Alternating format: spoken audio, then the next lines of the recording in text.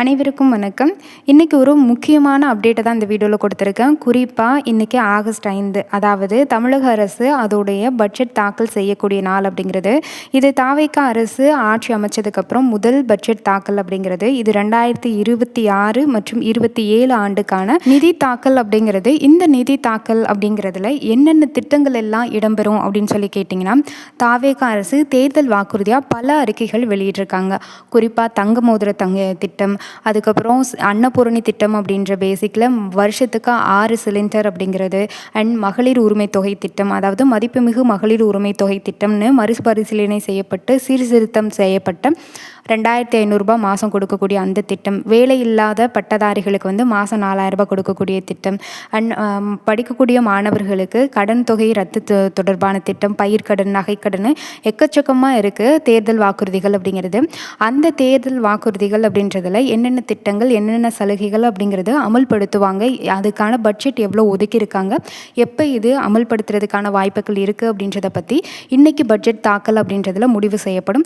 அதன்படி இந்த பட்ஜெட் தாக்கலில் என்னென்ன விஷயங்கள்லாம் வந்திருக்கு, அதில் முக்கியமான ஒரு 5 இலவசம் அப்படிங்கிறது அனைத்து பெண்களுக்கும் மட்டும் இல்லாமல் எல்லாருக்குமே ரொம்ப மகிழ்ச்சி தரக்கூடிய செய்தியாக தான் இருக்கும். இந்த விஷயங்களை பற்றி என்னென்ன திட்டங்கள், என்னென்ன அறிவிப்புகள், அதை யாருக்கெல்லாம் கிடைக்கிறதுக்கு வாய்ப்பு இருக்குது, இதை பற்றின டீட்டெயில் இன்ஃபர்மேஷனை இந்த வீடியோவில் பார்க்க போகிறோம். குறிப்பாக இந்த ஆகஸ்ட் 5 இன்னைக்கு தாக்கல் செய்யப்பட்ட முக்கியமான 5 விஷயங்கள் என்னென்னு டீட்டெயில் பார்க்கலாம். வீடியோவை ஸ்கிப் பண்ணாமல் பாருங்கள், அப்போ தான் நான் சொல்லக்கூடிய விஷயங்கள் முழுமையாக உங்களுக்கு புரியும். அண்ட் நம்ம சேனலில் முதல் முறையாக பார்க்குறீங்கன்னா மறக்காமல் சப்ஸ்கிரைப் பண்ணிக்கோங்க, அண்ட் பக்கத்தில் உள்ள பெல் ஐக்கனே கிளிக் பண்ணிக்கோங்க. ஃபர்ஸ்ட் அப்படின்னு சொல்லி பார்த்தீங்கன்னா, முதல் அறிவிப்பாக இருக்கக்கூடியது, அதாவது முதல் இலவசம் அப்படிங்கிறது தாய்மாமன் தங்க மோதிர திட்டம் அப்படிங்கிறது. இது ஆல்ரெடி அப்டேட் பண்ணிட்டாங்க.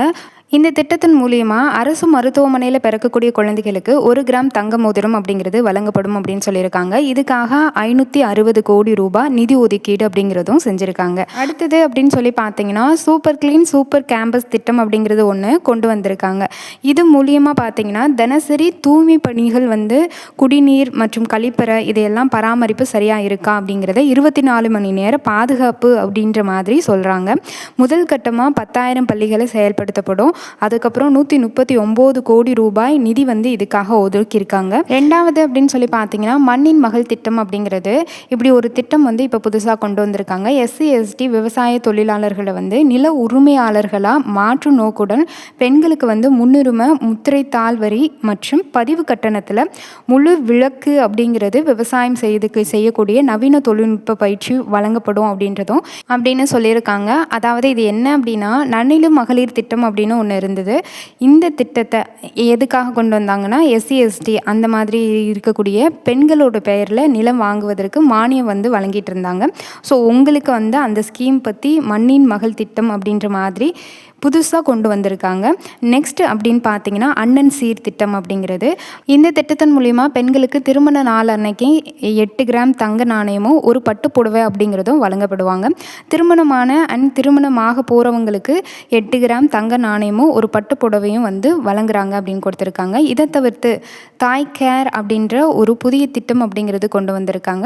இது எதுக்காகனா, கருவுற்ற பெண்களுக்கான சேவை மற்றும் உதவி மையங்கள் மாநிலம் முழுவதும் அமைக்கப்படும் அப்படின்றதுக்காக மகப்பேறு நாள் நெருங்கும் வேளையில் தங்கியிருந்து பயன்பெறலாம் அப்படின்னு கொடுத்துருக்காங்க.